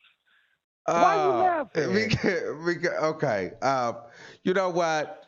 Listen, I want to first say, listen, I don't have a problem with T.S. Madison. Love T.S. Madison. I really understand T.S. Madison now. Okay. There is not really a falling out. It's just more of an understanding of where individuals lie. T.S. Madison is great at what she does. I wish her nothing but the best. I'm doing my thing. I'm going to be successful in my lane. I do feel as though, she's a great person. I'm just going to leave it at that. I'm going to leave it at that. I don't have any issue with T.S. Okay, Madison. I understand. I understand. I did not want to cause any controversy, but I just wanted to know, she extended the branch to everybody else but you. Okay. So although you was a big So you've noticed that. So then you answered you've recognized something that maybe others may not have, or maybe I have, and I just realized that, although while I respect her, she's over there, I'm over here. You're not People are not dumb. People are not dumb. You see what it was. And so Yeah, for years I've been following everybody as fans. If you follow everybody, everybody follows everybody, believe it or not. But I noticed that when it was time for her to extend that branch to you, she extended it to everybody else but you. So I just wanted to know what was the issue with that, and if you had the opportunity, would you close doors in people's face, or would you open the doors for people who are trying to make it? You understand what I'm saying? It's like yes, that black absolutely. mentality, Okay, like so nobody want to see it. so you notice something that I've also noticed, and then we'll leave it at that. But I also will say I would definitely have doors open, but I'm going to make them work. But I've been lucky to have people that have opened doors for me, like my friend Jesse Janity. Shout out to him. That with Black Hollywood Live, he gave me one of my first opportunities. Remember when I was just telling you guys the story that I would drive back and forth to LA, and host a show with him. Yes, and he was there. He didn't know me. He seen me on Instagram. We've been following each other ever since. He plays goddamn games sometimes because he's been telling me to hit him up, and he ain't been responding because he's watching. So I'm talking a little shit. But at the end of the day, he's been a very, very much so a support system. I would definitely help you out. But here's the thing: you have to show me some type of loyalty, and you have to show me some type of work ethic, and you have to show me some type of will of getting it on your own. If you're looking at me as the Armand Wiggins show, and that's why you're connecting yourself to me, then I have nothing for you. Because the people, Okay, I you get can't that. you can't do the Armand Wiggins show better than the Armand Wiggins show, bitch. So if you're going to sit next to me, you're going to sit next to me and compliment me. We're going to compliment each other. But don't be here feeling as though that, I mean, friendly competition is great. But my thing is, don't try to compete with me while trying to be me. You get what I'm saying? That's where it's a difference. With T.S. Madison, I noticed that. We've talked about it. She's denied it. But white is white, brown is brown, the sky is blue, fucking 1 + 1 is 2. So, it is what it is. But Everybody in the community noticed that. It's just that nobody don't want to say nothing because they don't want to cause a controversy, a problem between you and her, for her to take to her live and say this and say that and this and that and the other. here's the I thing with just her. wanted The to thing, know, the it's thing, like, the thing about it is, I'm never going to shit on her, because she hasn't just publicly trashed me, and I have no reason to trash her. She knows what I said. Like I said, I don't have an issue with her. I know that she's just trying to get her bag. I know that she's trying to be successful, and I feel like a little bit of piece of me probably was expecting too much, and it is what it is. And let me be very clear. I want to say this in the most humblest way possible. Um, by that not happening is just like me driving 4 hours to that store, I mean to that building yesterday, trying to get in and talk, and they didn't let me talk. And I know for damn sure I'm gonna get in that door. It's the same thing. So by her not, you know, outwardly, publicly, supporting me probably was the best thing for me. And at the same time, it didn't stop anything for me because I am just as successful, if not more successful, than the people that she did support. So I'm still here. So a show goes to show I didn't need her anyway. So I'm not even upset. I want to give you. I just want to say a little word about, like, okay, say for instance, if she turn around and offer that branch, I feel like you should decline it for the simple fact your journey is not her journey. It's not everybody's journey. Just be like, thanks, love, but no thanks. You understand what I'm saying? Because I feel like when the opportunity presented itself, when she was offering it to everybody else, I noticed that you never was pulled up or pulled on, and I wonder what was the reason for that, because you was one of her biggest fans. Like, you was really rooting for her. Absolutely. And I was probably one of the people that talked to her the longest. But again, nobody owes me anything. She didn't owe me that. And actually, that is a compliment. That is a direct compliment because for whatever reason, she knew that I could do it on my own or whatever it was. It was just like that one. No, and I don't feel as though that she didn't see it or believe it in me because we talked for a long time. So I know that maybe, her thing was, girl, listen, this, for whatever reason, he needs to get on his own. I can't be the one to do it because I'm working on me. And I get it because why? There's not enough room for everybody. And you just have to recognize your power. I recognize the kind of power and the influence I have. So, everybody's not going to want this motherfucker to sit next to them because there's not enough room for everybody. And somebody might feel like, you know what, if I expose them to the right person, they might not get an opportunity. I'm not saying that she feels this way, but you don't know because at the end of the day, that's that black crab in the bucket mentality. Like everybody should be helping each other get out. Everybody get out the hole. It's not enough room for everybody. Black people. It's not. It's not. Okay, one more thing I want to just ask you. I noticed that you used to cover a lot of gay topics, whatever. Not saying your whole show's supposed to be about that, but you kind of like strayed away from covering like gay topics and gay people getting murdered and stuff like that. What happened? You took it in another direction? Yeah, so the reason why what you should be an interviewer, girl, because you getting the tea. Listen. I couldn't do that. No, so here's the thing. The reason why I started away from that was a few different reasons. A lot of the gay people couldn't take the realness. A lot of gay people like to feel victimized. You know what I'm saying? A lot of gay people like to take things personal. I get it. A lot of things you say about them, like, and you were just telling the truth. And I was just telling them. And my thing is, I wasn't wasn't being biased. I was just telling the truth, just like I tell these women, and a lot of these women feel some type of way. I do it to the gay boys too. But at the same time, what I will respect about my women followers, the women, or a majority of black women following on YouTube, and they're very supportive. Although they may not agree with me, they still support me. They will donate. They will send me encouraging emails, and so it's more of a conversation. A lot of the LGBT, they're ready to just be so offended if you're not on the side of what they're on. And I'm not a body boy, so a lot of people may not want to hear what I'm going to say because I'm not going to show my dick and ass for it.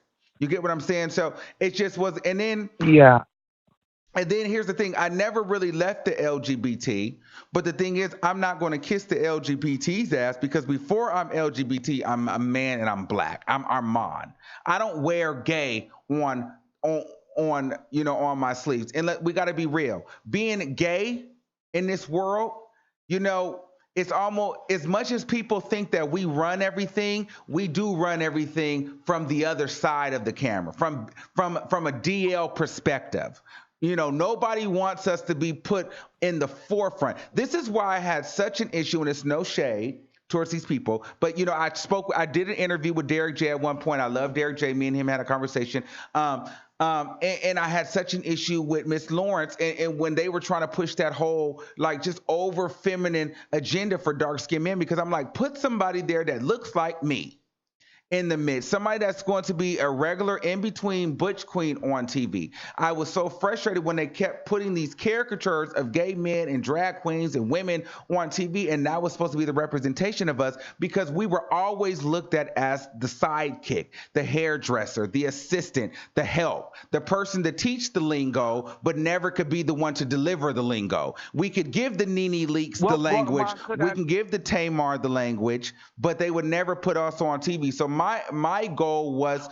Amar, could I say this? Could I say this to you without offending you? Mm-hmm. I feel like you should dish the color, like the color you be putting in your hair. I think you should dish that. Not saying don't be who you are, but I just think it's just not a professional look. You know what? And that's fine. But you know what? I think that we're at a point now to where what's professional? You create the narrative of the new professional. That's definitely understandable, but there's not a look of Armand, period. You get what I'm saying? Not many people are bold enough to push the image. Now, there's a lot of boys on dark-skinned boys that are on YouTube making videos. There's a lot of boys with blonde hair. But you know what? the hair wasn't like a thing like, oh, I'm trying to be different. If you look at my graduation picture, I graduated high school with red hair. This is just me. So I'm going to be me until the end of But you me. know, but you know, mainstream society, they judge us on an outer appearance, not your content. You understand what I'm saying? I know you have I it, and understand everybody now. else who knows you should know you have it. Just like I feel like when you say you went to that place, they probably was looking at you because you had that pink hair and they took you for a joke. I'm just saying. I don't know. No, they very well could have, but I'm looking at the fact that it was in San Francisco, and maybe some people may think that. But for me, it's one of those things that I like it. I'm probably not going to change it. It's a thing. You see how it kind of sparks a conversation with you. I bet you would remember the thing that I said today with you never going to forget this pink hair, are you? And now that you've said it with over 500 people on here, guess how hot you just made this motherfucking pink hair. No, but You I'm get, just saying it's just no, color. but So listen, like it. but hold on, but you gotta think, but you gotta think of when you say stuff, and it's different. It caused a reaction from you, and it was like you probably should change it, but that might be the reaction that I need. That's just me falling into the stereotype of saying mainstream is not ready for it. You understand what I'm saying? It's like sometimes they take all gay people out to be a joke. I'm trans myself. I work in the real world, so it's like going on job interviews and this and that and the other. When they talk to me on the phone, they be so happy. But once I get there, it's a whole different story. Well, it's a whole different story once they realize who I am. Well, yes, it is. But that's different because trans women have a different type of stigma. And we have to be honest with that Yeah, stigma. you're right. 90 seconds. You right. You're right. I know what you're talking about. You're talking about the industry. Like all those girls, they do the industry. That's why I never fitted in on either side. I don't fit in on the trans side because I never worked the industry. I always worked a real career job. But my thing Well, is, here's the I don't thing, get and caught can up I into be that. honest with you? Can I be honest with you? And this is Go ahead. where it gets tricky. How old are you? 52. Okay. What do you look like? I mean, 60 seconds. and I say this in a way to be all the way real and honest. Do you look Oh, like a woman, I or would. do you look like you're I mean, trans? Be honest. I mean, no, I would actually send you a thumbs up, so you can see who I am. I don't care about that, but I just don't want your whole platform actually No, going and looking at me no. because You people let can be me so know. brutal on the internet. Do you look like a woman, or do you look like you're different? Be real. I know what you're saying. No, to me, Caller, be real. No. I don't try to push off like the rest of the girls and try to be this fishy, cunty. But I have days when my tea is not clocked at all. Okay. But then I have 10 days seconds. when they do get it. But it all goes back to hairstyles and whatever you wear. You Right. understand what I'm saying? It's how you carry yourself and what type of hairstyle you wear. If you go in there with this bangy-ass, Shanae looking hairstyle, of course they're going to get it. Okay. If you go in there with this conservative fish cut and this conservative fish look, I have went places I couldn't even cash my check because they said that I'm not the person. Okay. So I think that's another issue that the trans girls have. Some of these trans girls just don't. And here's the thing. And I know people are going to kill me by saying this. And this is why I get in trouble. Don't say it then, because you know they so brutal. Don't say I feel like you. I feel like you're not moving as fast because it's not your timing yet. I feel like you're in a good place. I've been watching you. I've been watching your numbers. I'm not into that. I'm not a blogger or nothing, but I just pay attention. But I feel like when people don't open that door for you to actually come in, that don't mean you don't stop knocking. You understand what I'm saying? It's like you said it too also. It's like they sent you away, but it's like you don't stop knocking. That's how I feel like when I go on job interviews. When I leave there and they tell me, oh, I'm going to call you back, and they never call me, I don't call them back and beg them bitches. I just keep it moving. Yeah.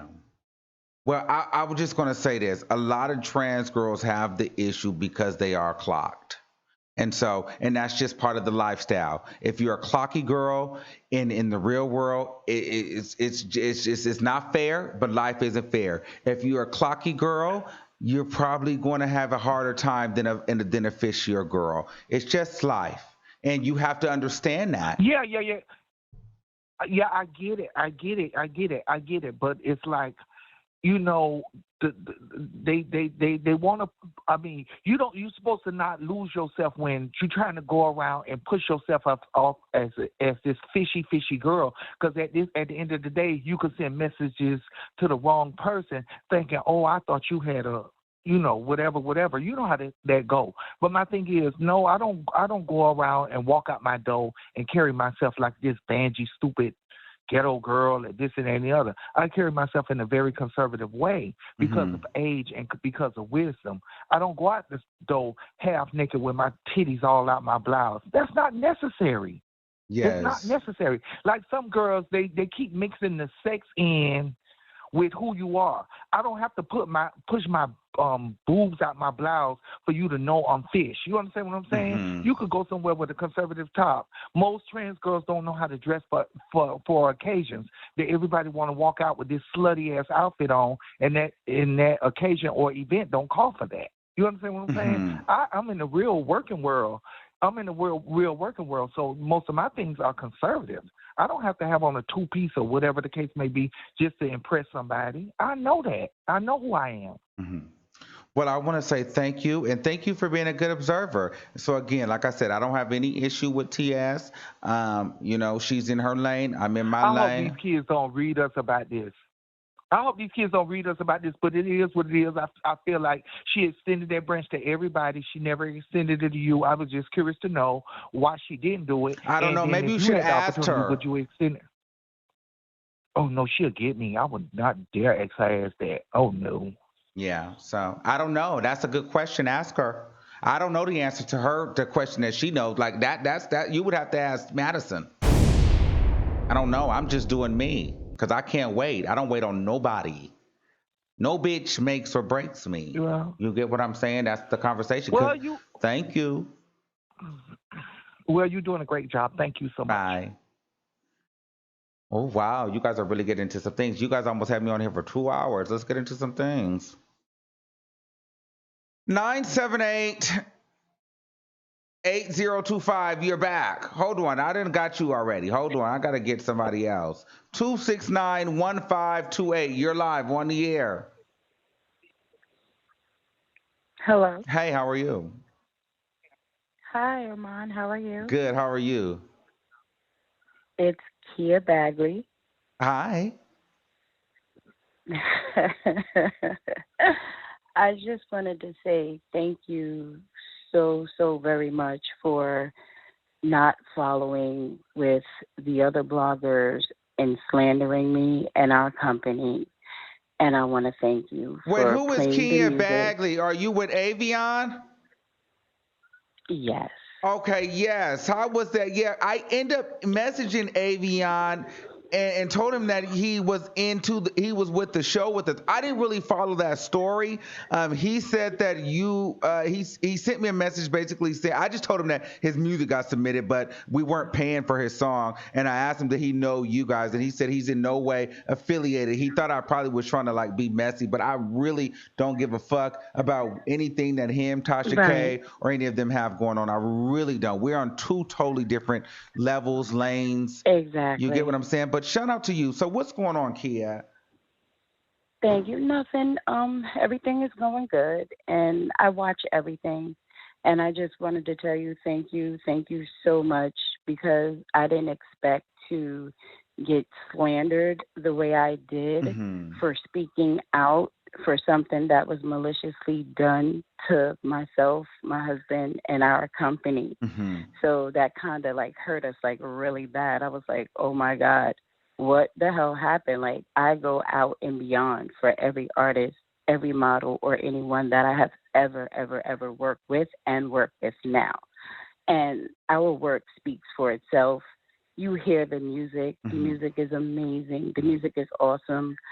I sent you a link where you can hear all the music without having to pay for it Okay. or whatever. And I just wanted to say thank you because there's always two sides to a story. And I just wanted to say thank you for not slandering us Well, can I and be giving us honest a with chance. you? Can I be honest with you?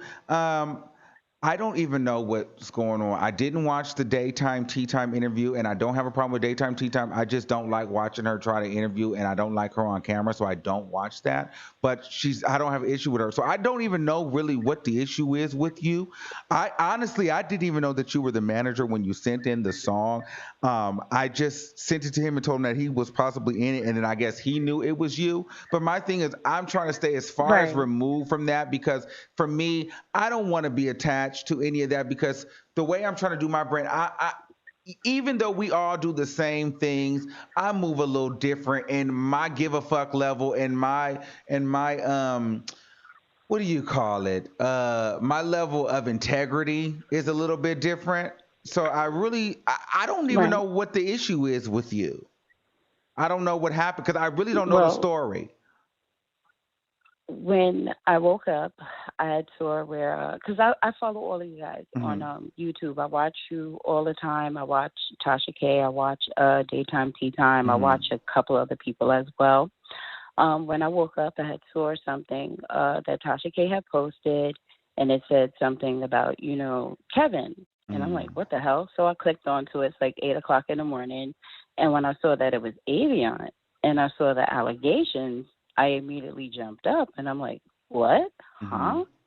With Kevin, with Wendy? No, he's supposed to be in medical school, and I was confused. So I called Tasha, I spoke to her.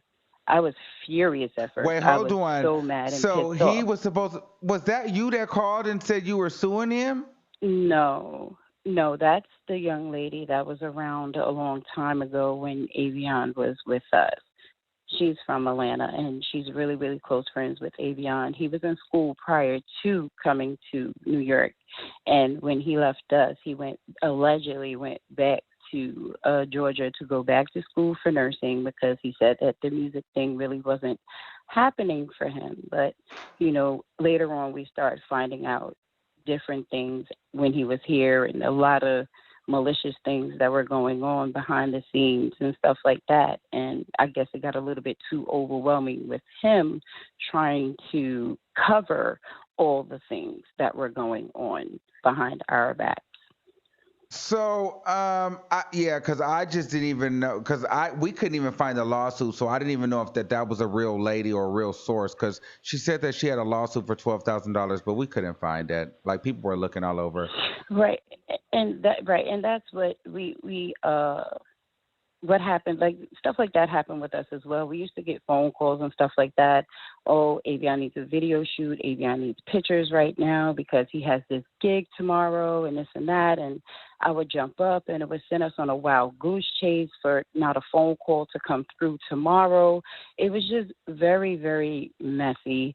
But the work ethics were there. The music is there. He's an awesome artist, but you never know a person until you live with them. And my family and I got to experience 3 months with Avion. And at the end of the day, his music is awesome.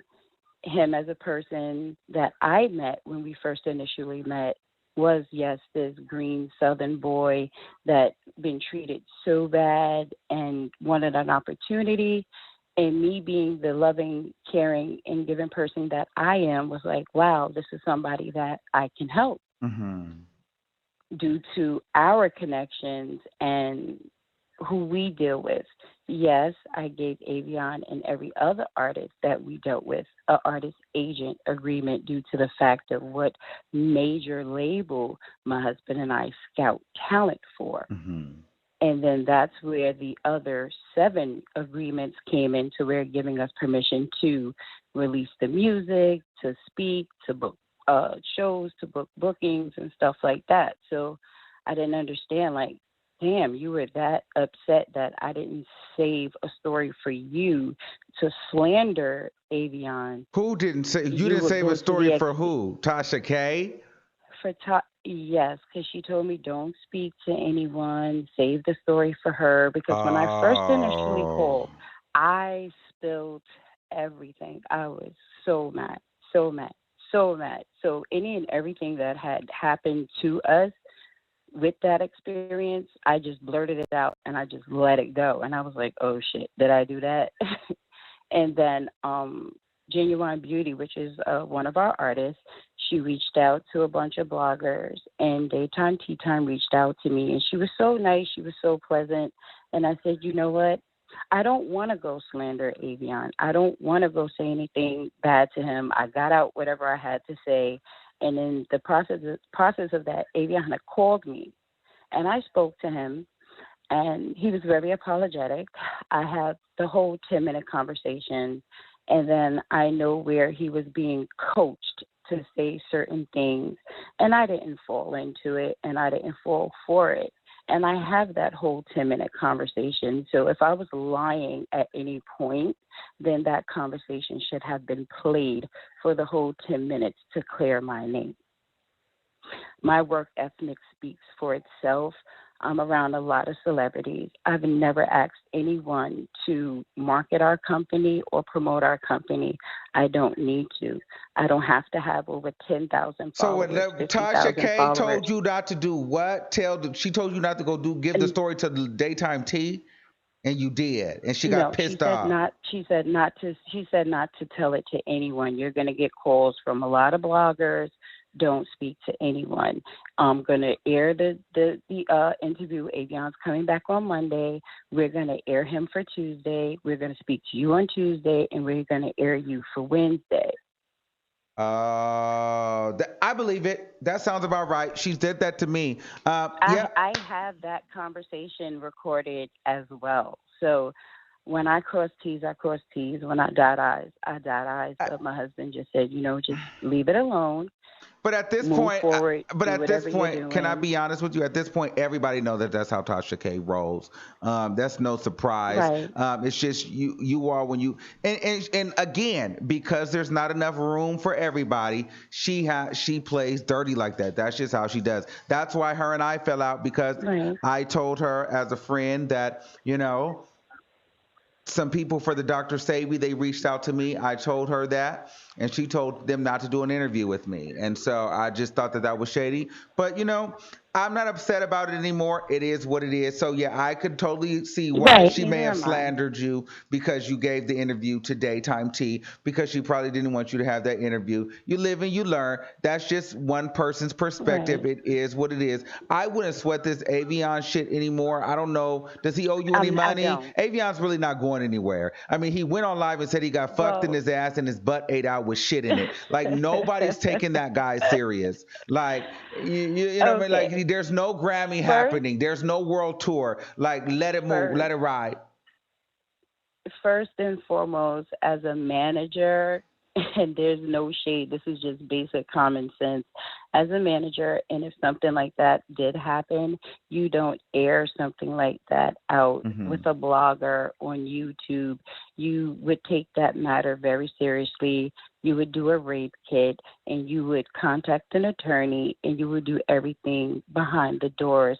That was not a joke. They're going to use all of that evidence against him when they cross-examine him, when he do eventually take Kevin to court, if that has happened. And he's going to be in so much trouble if he's telling a story about this. So that wasn't a good move. And then to do a second interview wasn't a good move either. And yes, I did pay for Avion's name to be trademarked because at the time he didn't have the money. So I was helping out. But when he went MIA on us, I didn't go further to do his name because why? He built that name prior to being with us. So why would I pay for his name and he's not around to where this man couldn't use his name anymore? So again, what did I do wrong? But try to be there. I had 3 other people in the studio as well. And you'll see the mixtape. Some of them got songs together. We were in the studio Listen, from ma'am, Monday you were never going to be Sunday. able to help Avion. He wanted something that you weren't able to provide. There's nothing, there Right. was no way. You're going to have to let that horse go. That ship has sailed. Nobody gives I a did. damn about Avion Foster. You're going to have to find a new client, a new popping No, client. we do. We're working with we trust me, we work with a lot of artists Mm-hmm. at the present moment. We work with models, everything. And we just try to keep things very quiet because I want to help everybody. Mm-hmm. And I can't afford for like 1,000 people to send me music and send me bios and want me to help them. And I would hate to tell anybody no because I know the position that I am in and my husband is in where we can submit music to a major and possibly get artists signed. So I don't want that publicity. I don't want that overcrowd. I don't want 1,001 DMs. Okay. Because I can't help everybody, and I will feel so bad, like, oh my God, how can I help all these people? Right. So I like keeping it quiet and to a minimum of just, in my little circle with people that really want to work. Absolutely. Well, thank you, caller. We got to take one more call. We've been on here 2 hours, girl. I got to get off the damn phone, okay? Not a problem. Thank And again, you. thank you so, so very much. Absolutely. Bye-bye. Best of luck. All right, last one. 978-8025. What's going on? I had to call back and Okay. apologize. Oh my gosh, what I said, I was trying to come from love, but it kind of sounded shady. So I'm so sorry, babe. Please forgive me, okay? Yes, I didn't feel any kind of way. Okay, good. No, because I went off and into it. I was so excited, and I felt like what I said kind of came off wrong. But I'm glad that you did it. No, I But just anyways, know I you just wanted to. unload. Go ahead. Yes, I did. Yeah. Okay, great. And thank you for taking my call back. But I wanted to ask you. I think you would make a great late night show. Just keep doing what you're doing. Stay consistent. Okay. When you say we're gonna be paying for interviews, that always makes me laugh because you always say we're paying for interviews now. Don't forget. No, we're not Where paying did for that come interviews. from? We're not paying for interviews. We didn't pay for any. Oh, so that's a joke. We're paying for tips. So Oh, I mean paying all for blogs tips. pay. That's what I mean. Yeah, Sorry. well, you have to. Everybody does. I didn't realize that. See, that's part of the game. When you learn it, people pay for. That's why people get information because they pay for them. Not necessarily the interviews, but different information. People pay. TMZ pays like thousands of dollars. That's why they have exclusive information. People are paying them. Right. So you have to Right. make it worth Have you ever? someone's while. You do. You do. It depends on the type of tip. Depends on the type of tip. Right. Exactly. So have you thought about maybe since you're in LA, like going into e-news, possibly? You know what? I thought Maybe about seeing if you all can of. do some correspondence. I've thought Corresponding about with a them? lot of that stuff, but you know what? I'm a black boy again with pink hair, and I like my aesthetic. And at the end of the day, I also realized Yes, I don't have a that is degree. I true. don't have a degree, and I don't have a lot of You time. don't need a degree to do that. But You don't need a degree to do that, and you know Armand. what? I'm at a place in my life to where I'm done being an assistant. I've made money on my Right. own, so I don't want to Absolutely. go. I've done many years of being an assistant to someone or, kissing ass. I like being my own boss at the end of the day. Right. And I think and that's the way you should go. If this is working the best way for you, then stay on this platform because Hmm. you can always do both. Yeah. But yeah, don't let anybody tell you to change your look. But I appreciate that you don't make excuses for being a gay black man. And that's what I love listening to your show because you always tell it like it is. Thank you. So keep doing what you're doing. I love you so much, I Armand. love And you. do more Q&As, okay? Okay, thanks. Bye. All right. All right. Wow. I didn't realize that you guys would all still be on here this long and we'd be talking this long, but thanks for coming to the show. We got into a lot of things that hopefully you guys were inspired. If you guys were so inspired, I'd like to get your feedback. So either if you've recorded this video, tag me on Instagram and leave me a note, tweet me at The Armand Wiggins Show, email me at The Armand Wiggins Show, Instagram me at The Armand Wiggins Show on Instagram. I want to know what you guys thought about this show. Like I said, this was not about beef. Shout out, I really don't have a problem with Tasha K. I don't have a problem with T.S. Madison at the end of the day. Both of them women are doing their thing. They're going their way. Like I said, I don't even care about any drama that's going on with any other bloggers. I'm focusing on the winnings and the earnings that I know that's there for me. I can't focus on Madison, Tasha right now. Unless they do some outrageous shit that we need to talk about, I really don't give a damn, because I'm here. I got, within 2 hours, we got 600 and something people watching. I don't have time to worry about them. They got their platform. I have mine. I want to shout out to everybody that's doing their thing. All you people on there wanting to build your platform, or, go to school or graduate or whatever it is that you want to do, stay focused, really mean what you want to do. Take it seriously, invest. Don't cheat yourself and treat yourself sometimes. Don't be stingy to yourself, and really put the work and the effort in, because if you half-ass it, you're going to get a half-ass result. And if you remember this one thing and you stick to it, then you'll be successful. Well, it's a couple of things. Manifest. Believe it in your mind 100%, and it will happen. Write it down, speak it out. And then the other thing is, understand that there's not enough room for everybody. So some people will make it and some people will fail.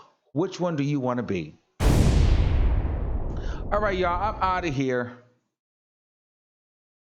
But until next time, I want you all to keep that same energy, and I will see you niggas soon.